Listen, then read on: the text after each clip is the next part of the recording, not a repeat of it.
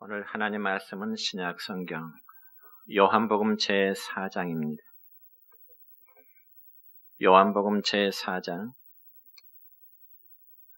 21절부터 24절에 있는 말씀까지입니다. 말씀을 봉독합니다. 예수께서 이르시되 여자여 내 말을 믿으라. 이 산에서도 말고 예루살렘에서도 말고 너희가 아버지께 예배할 때가 이르리라. 너희는 알지 못하는 것을 예배하고 우리는 아는 것을 예배하노니 이는 구원이 유대인에게서 남이라.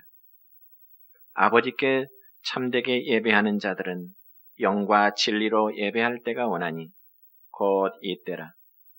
아버지께서는 자기에게 이렇게 예배하는 자들을 찾으시느니라. 하나님은 영이시니 예배하는 자가 영과 진리로 예배할지니라. 아멘. 사랑과 축복의 메시지 나눕니다. 사랑하고 축복합니다. 사랑하고 축복합니다. 오늘은 신약성경 요한복음 4장 21절부터 24절에 있는 말씀을 중심해서 하나님이 찾으시는 자라오는 제목으로 말씀을 선포하고자 합니다. 여러분, 성경에 보면 하나님께서 특별히 찾는 자들이 있습니다. 그리고 하나님께서 그들을 찾는 목적은 자신과의 관계성을 맺고자 하심 때문입니다. 예를 들어서 구약성경 창세기 3장의 말씀 보면은 아담과 하와가 범죄한 이후에 그들은 하나님의 낯을 피해서 동산나무 사이에 숨었더라고 말씀합니다. 그러자 하나님께서는 아담을 부르시면서 아담아, 네가 어디 있느냐고 찾으십니다. 그러면 왜 하나님께서 범죄하여 숨어있는 그 아담을 찾으셨을까요? 그들의 죄값을 물어서 다시금 벌하시기 위해서 하나님이 아담을 찾으셨을까요? 아니면 아담이 지금 어디 있는지 하나님이 모르셔서 아담아 네가 어디 있느냐고 하나님은 찾으셨을까요? 물론 아닙니다. 하나님은 그들의 불순종을 지적하신 이후에 다시금 그들과의 관계 회복을 위해서 하나님은 찾으셨던 것입니다. 그렇다면 오늘날 하나님이 어떤 자를 찾고 계실까요? 오늘 본문 23절 하반절의 말씀을 보면은 아버지께서는 자기에게 이렇게 예배하는 자들을 찾으시느니라고 말씀하고 계십니다.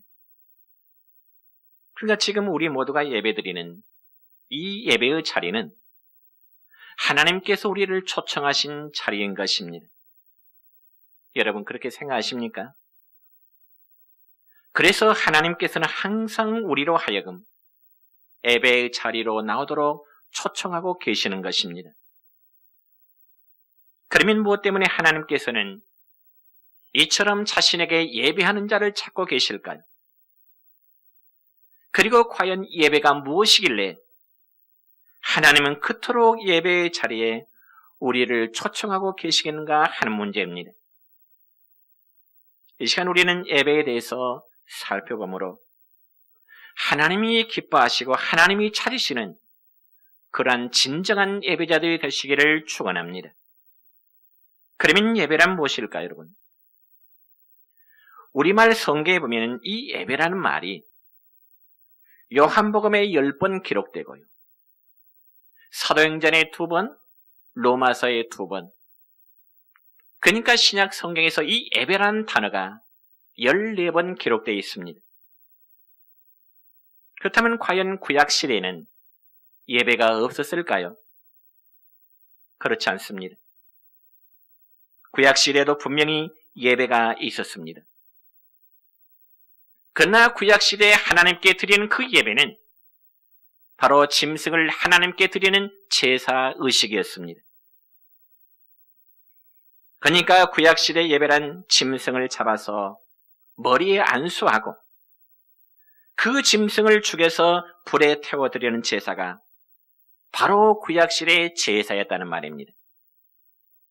그게 바로 구약의 백성들이 드리는 하나님께 드리는 예배였다는 것입니다.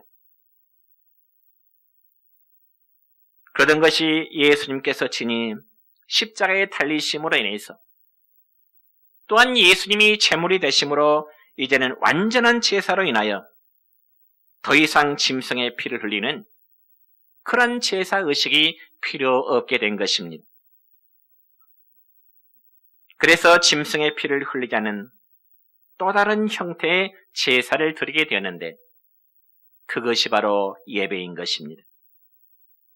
그러므로 구약시대의 제사와 오늘날 우리가 드리는 이 예배는 명칭과 형식에 있어서는 차이가 있지만은 그 의미면에 있어서는 동일한 것입니다. 그러면 과연 그 예배가 무엇일까요? 첫째로 예배란 하나님을 인정하고 그분을 높여 드리는 것입니다.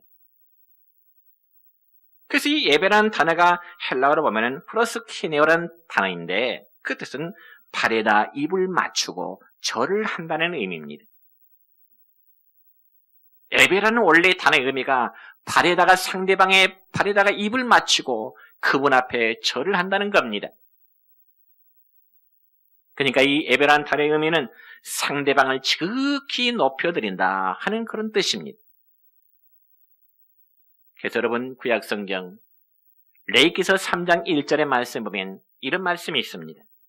시작.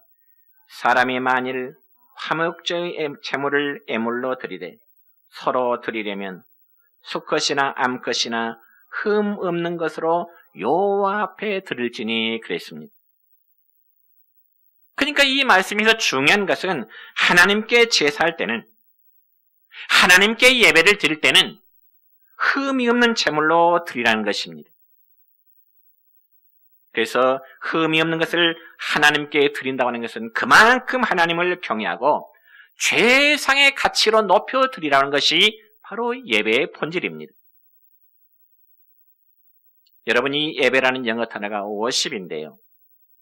이 단어 worship과 worth라는 단어와 ship이라는 이 합성어입니다. 그래서 한마디로 가치 매김이라는 뜻이죠. 여러분 사람은 누군가를 중요한 인물로 생각할 때 그에 해당하는 만큼의 가치를 행동으로 나타나게 되는 것입니다. 예를 들어 볼까요? 여러분 한 나라의 대통령의 위치는 한 나라의 원수이기 때문에 그에 따른 경호가 필요합니다. 그리고 모든 사람들이 여러 가지의 대통령으로서의 애우를 갖추어 드립니다. 이게 바로 가치 매김입니다. 그렇다면 하나님은 우리에게 있어서 어떠한 존재이시며 하나님은 우리에게 어느 정도의 가치가 있을까요? 여러분 이 부분에서 구약성경 신명기 6장 4절과 5절의 말씀을 보면 이런 말씀이 기록됩니다. 시작. 들으라 우리 하나님 여호와는 오직 유일한 여호와이시니 너는 마음을 다하고 뜻을 다하고 힘을 다하여 내 하나님 여호와를 사랑하라. 아멘. 여러분 이 말씀을 보니까 여호와는 유일하신 분. 그렇습니다. 사랑하는 성도 여러분이요. 우리가 믿는 바 하나님은 우리가 대충 대할 뿐이 아니라 우리의 마음과 뜻과 힘을 다해서 사랑하고 섬기는 분이 우리의 하나님이신 줄 믿으시기 바랍니다. 그래서 이 예배라고 하는 것은 하나님을 하나님으로 인정하고 고백하며 그리고 그분만을 사랑하고 섬기며 충성하겠다고 하는 것을 공적으로 표현하는 행위가 바로 예배인 것입니다. 그러므로 성경은 하나님을 전폭적으로 예배하여 예배란 이런 것이다. 그리고 본을 보이면서 올바른 예배의 본을 보이면서 예배를 통해서 복을 받는 사람. 그 사람이 누굴까요? 아브라함입니다. 그렇지만 저는 이 시간에 아브라함 대신에 솔로몬을 소개하고자 합니다. 여러분 구약 성경의 솔로몬 그러면 그는 어떤 사람일까요? 이스라엘 역사 속에 사울과 다윗에 이어서 이 솔로몬은 이스라엘의 세 번째 왕입니다. 그런데 그가 구약성경 열왕기상 3장의 말씀을 보면은 이 솔로몬이 기브아라는 산당에서 하나님께 일천 번제를 드렸다라고 기록되어 있습니다. 물론 이 솔로몬이 기브아 산당에서 일천 번제를 드렸다는 것은 어떤 횟수를 의미하는 게 아니고 1000마리의 제물을 동시에 하나님께 제물로 드렸다는 의미입니다. 그런데 그 1000마리의 제물은 주로 소라든지 양을 잡아서 하나님께 드리는 제물입니다. 근이 소와 양을 1000마리 잡아서 하나님께 드린 그 제물을 값으로 따진다면 과연 어느 정도나 될까요? 아마 오늘날의 가치로 말하자면 아마 몇 억 단위의 돈이 액수가 될 것입니다.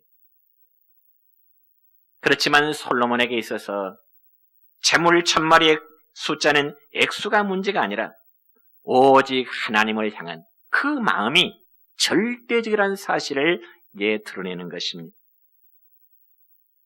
그래서 솔로몬은 하나님께 온 정성을 다해서 자신의 최상의 것을 하나님께 드린 것입니다. 그래서 하나님은 솔로몬이 드린 그 1000 번제의 제물을 받으시고 너무나 감동하십니다. 그러자 하나님은 밤중에 이 솔로몬의 꿈에 나타나셔서 솔로몬에게 묻습니다. 무슨 말을 물으실까요? 열왕기상 3장 5절의 말씀 보니까 이런 말씀을 물으시네요. 시작. 기브온에서 밤에 여호와께서 솔로몬의 꿈에 나타나시니라. 하나님이 이르시되 내가 네게 무엇을 줄고 너는 구하라 말씀하십니다. 여러분, 이 얼마나 정말 우리도 듣고 싶은 하나님의 음성입니까? 만약 오늘 밤에 저와 여러분에게 하나님이 나타나셔서 사랑하는 누구야? 내가 너에게 무엇을 주기를 원하느냐 물으신다면 얼마나 영광스럽겠습니까? 이런 축복이 누구에게 올까요? 바로 하나님께 예배하는 자에게 온다는 사실입니다. 그래서 솔로몬은 이로 인해서 전무후무한 지혜로운 왕이 될 수 있었고요. 부귀영화를 가득한 왕이 된 것입니다. 그렇다면 오늘날 우리의 모습은 어떻습니까? 하나님께 예배드린 일을 하찮게 생각하고 별스럽지 않게 생각하고 때로는 시간 낭비라고 생각하지는 않으십니까? 이 시간 우리는 솔직히 하나님 앞에선 우리들 자신들의 마음을 한번 점검해 보셨으면 합니다. 지금 이 자리에 예배의 자리에 앉아있긴 하지만은 혹은 마음은 허탄한 곳에 있는 형식적인 예배를 드리고 있지는 않는지, 정말 솔로몬과 같이 전폭적인 예배를 드리고 있는지 우리 스스로가 우리 자신을 한번 진단해 보자는 것이죠. 우리 모든 성도들에게 고민합니다. 하나님께 드리는 그 예배의 시간을 내 찌꺼기 시간으로 드리지 마시기 바랍니다. 분명히 구약성에 보면 하나님께 드리는 제물은 흠이 없어야 됐습니다. 절대로 흠이 있어서는 안 됐습니다. 그렇다면 흠이 없다는 제물은 오늘 우리에게 어떤 의미가 있을까? 그래서 바로 하나님께 드리는 우리의 시간도 짜투리 시간을 내서 드리는 것이 아니라 내 삶의 가장 귀한 시간을 하나님께 드린다는 자세로 살아가는 것입니다. 내 남은 시간 하나님께 드리는 거 아니란 말이죠. 그러니까 주일은 절대로 인간의 날이 아니기 때문에 내 마음대로 활용해서는 안 되는 것입니다. 이 날은 오직 주인 되신 주님의 날입니다. 그래서 이 날은 노는 날이 일요일이 아니고 주님의 날입니다. 주일입니다. 그래서 그분께 우리의 마음과 시간을 드림으로 경배드리게 되는 것입니다. 성도 여러분이요, 우상 숭배 행위와 하나님을 경배하는 예배에는 아주 중요한 차이가 있는데요. 먼저 우상 숭배라는 것은 바로 자신을 위해서 하는 일입니다. 그래서 모든 초점이 바로 자신에게 맞춰져 있습니다. 여러분 십계명에 보면은 너를 위하여 우상을 만들지 말고 그것들에게 절하지 말라는 말씀이 있습니다. 그러니까 우상을 만들고 섬기는 것은 그 동기와 목적이 철저히 자신을 위해서라는 거죠. 내게 초점이 맞춰졌습니다. 그래서 여러분 구약성경 출애굽기에서 말씀 보면은 이스라엘 백성들이 모세가 없는 틈을 타서 금송아지 우상을 만들지요. 그러면서 그들이 만들면서 뭐라고 말합니까? 출애굽기 32장 1절 말씀 시작.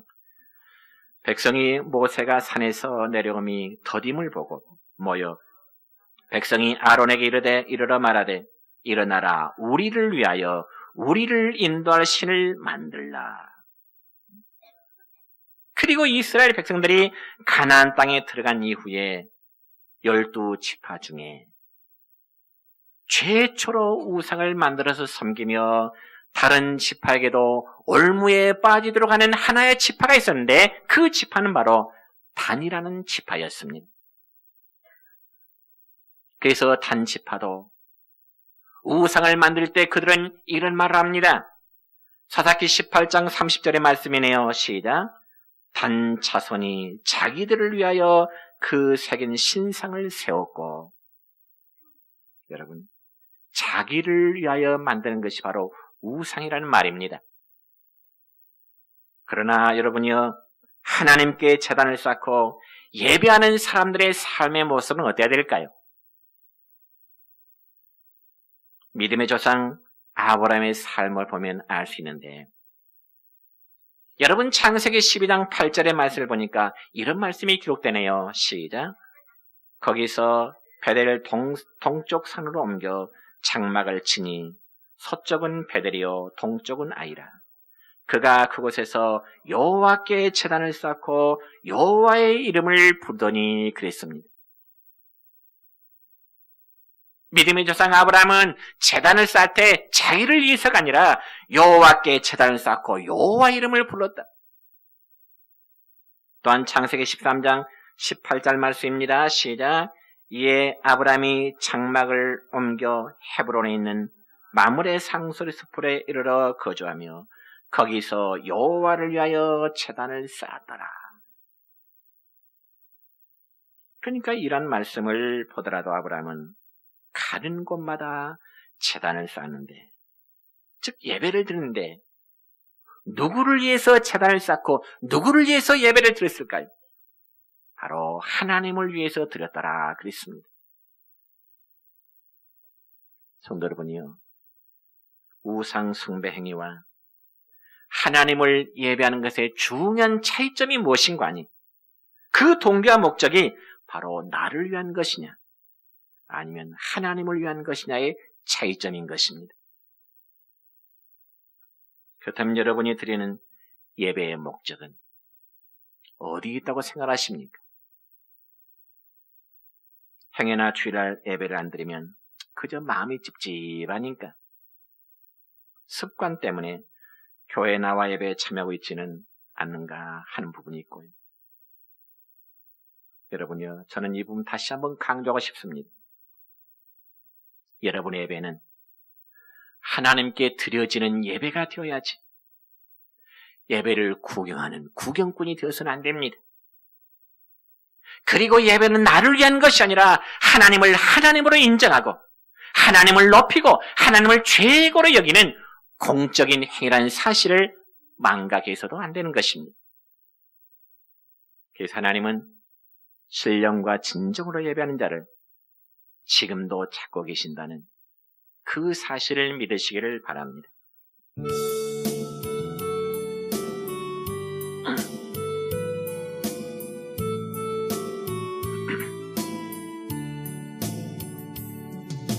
나의 마음속에 온전히 주님만 모셔놓고 나의 정성을 다하여 주를 섬기리. 기쁨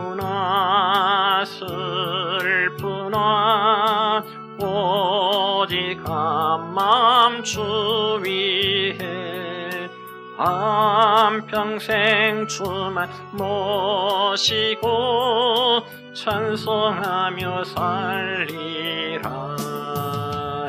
주는 나의 큰 능력, 주는 나의 큰 소망, 내가 항상 영원히 주님만을 섬기리. 항상 나 함께 계셔서 떠나지 마옵소서. 주를 섬기는 내 정성 받으옵소서.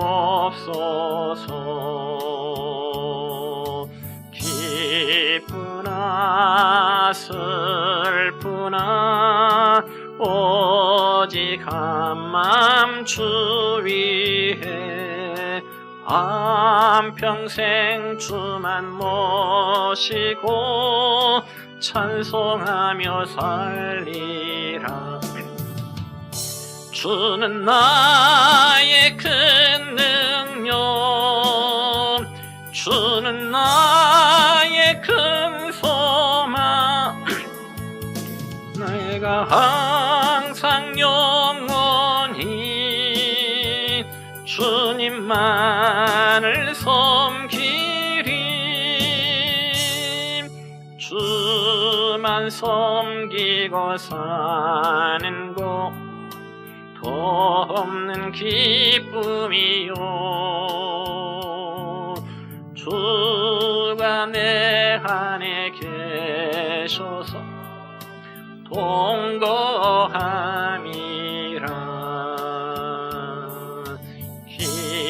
기쁘나 슬프나 오직 한마음 주 위해 한평생 주만 모시고 찬송하며 살리라. 주는 나의 큰 능력, 주는 나의 큰 소망,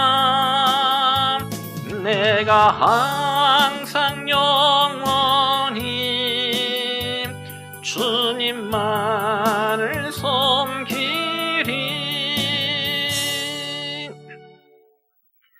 두 번째로 예배란 하나님께 자신을 드리는 것입니다. 여러분 구약시대에 하나님께 짐승의 제물을 드릴 때는 그 제물의 머리에 안수를 했습니다. 그러면 짐승의 제물에 머리에 안수를 한다고 하는 그 의미가 무엇일까요? 그것은 바로 제물과 자신을 일치시킨다는 의미입니다. 즉 제물을 하나님께 드리기 위해서 짐승의 머리에 안수하는 그 순간에 제사를 드리는 자는 그 제물과 동일시 되어진다는 의미입니다. 그리고 그 제물의 죽음은 단순히 한 짐승의 죽음만이 아니라 제사를 드리는 자의 죽음을 대신하여 죽어지는 것입니다. 그러므로 구약시대의 제사에 있어서 제사를 드리는 자는 자신의 제물이 죽음을 통해서 하나님께 드려지는 것처럼 오늘날 우리가 드리는 예배 역시 우리 자신이 하나님 앞에 죽어짐으로 하나님 앞에 드려지는 신령한 영적 제물이 되어지는 것입니다. 그래서 구약시대나 오늘날 신약시대나 제물은 반드시 죽어짐으로 드려지는 것입니다. 그래서 신약성경 갈라디아서 2장 20절의 말씀을 보면 바울 사도는 이런 고백을 합니다. 시작. 내가 그리스도와 함께 십자가에 못 박혔나니 그런즉 이제는 내가 사는 것이 아니요 오직 내 안에 그리스도께서 사시는 것이라. 아멘. 여러분 바울은 예수님의 십자가의 자신의 모습도 십자가에 함께 못 박아버렸다고 고백합니다.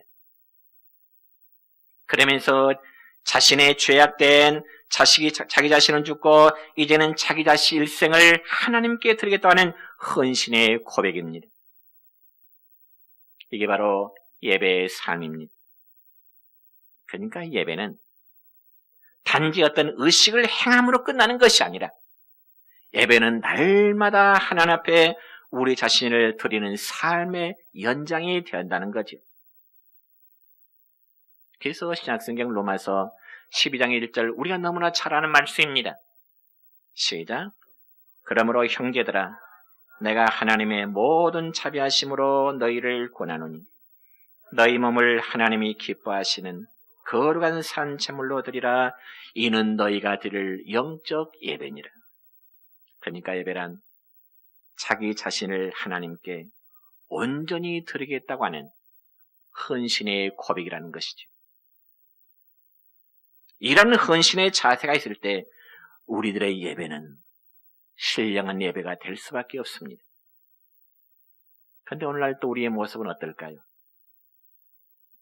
우리가 살아가는 이 사회에서 예배와 헌신이라는 것이 그렇게 밀접한 관계가 있다는 사실을 우리는 별로 잘 느끼지 못하면서 살아갑니다. 왜냐하면 우리 사회에서 예수님을 믿는 것이 그렇게 큰 헌신을 요구하지 않고 있기 때문에 그래요. 여러분, 우리 성도들 가운데 직장인들은 대부분 주의를 휴무로 지키는 보장을 받게 되지요. 그리고 직장에서 예수님을 믿는다고 해서 커다란 불이익이 주어지는 일도 거의 없습니다. 그런데 여러분, 우리 기독교 역사를 살펴보면요, 하나님을 믿고 그리고 이 예배를 드린다는 것이 곧 죽음을 의미하는 그런 시대가 있었습니다.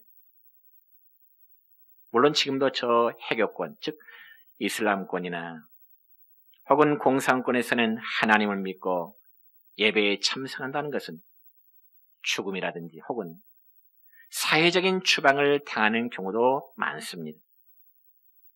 그래서 만약 우리가 그런 사회 속에서 예수님을 믿는다면 예배가 헌신한 것을 쉽게 이해할 수 있게 될 것입니다.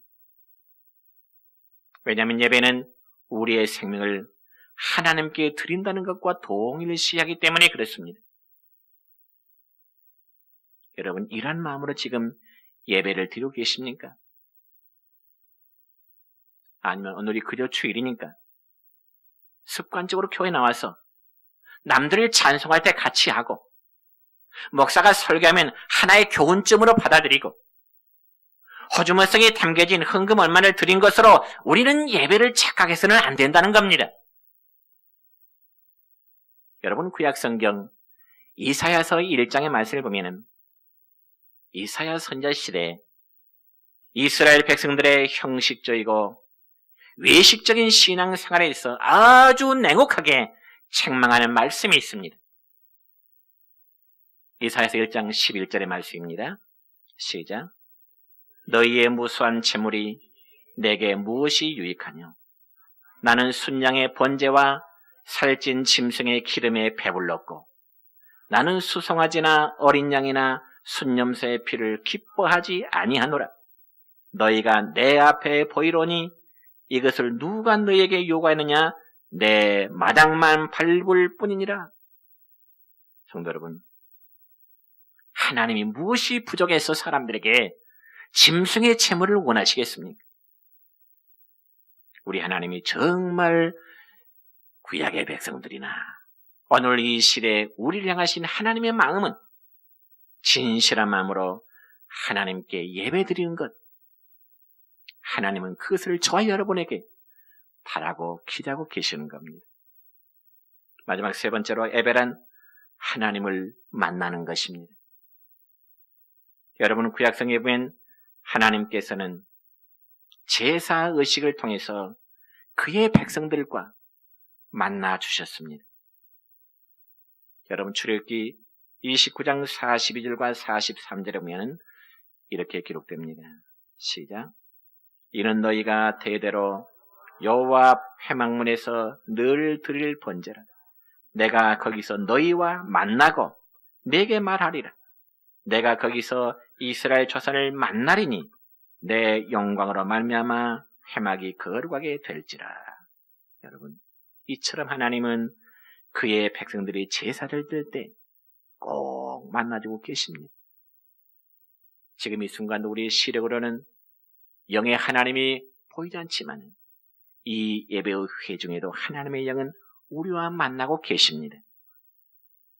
그러니까 하나님이 구약의 제사를 제정하신 목적 자체가 바로 여기 있습니다. 내가 제사를 통해서 너희와 만나주마. 하나님이 구약의 백성들이 드리는 제사 의식을 통해서 하나님이 그 백성들과 만나셨다면 오늘도 마찬가지입니다. 예배 중에 하나님은 우리와 만나 주시고자 하십니다. 참으로 하나님께서는 자신의 백성을 만나 주시기 위해서 제사를 제정하셨고 만나셔서 그들과 화평을 누리시고 그들과 함께하여 주시기를 원하십니다. 오늘날 우리의 예배도 마찬가지입니다. 오늘 우리가 드리는 예배를 통해서 우리는 하나님의 임재를 경험하고 체험해야 될 줄로 믿습니다. 그리고 하나님과 화평을 이루고 하나님과 끊임없는 영적 교통과 사랑의 교제를 나누어야만 하는 것입니다. 그래서 이러한 영적 교통과 교제를 통해서 우리는 새로운 힘을 덧입게 되고 영적 즐거움과 만족과 행복과 기쁨을 얻게 될 줄로 믿습니다. 이제 말씀했습니다. 하나님은 우리가 대충 사랑하고 대충 섬길 뿐이 아닙니다. 그럼 어떻게 되죠? 하나님은 목숨을 걸고 사랑하고 섬길 뿐이며 그 표현이 바로 예배인 것입니다. 오늘 말씀 다시 한번 강조합니다. 예배는 하나님을 최고로 높이는 것이고요. 자신을 온전히 하나님께 드리는 것이고요. 그러면서 예배 속에 하나님의 임재를 체험하는 것입니다. 그러므로 하나님이 찾으시는 예배자 되시기를 주님의 이름으로 축원합니다.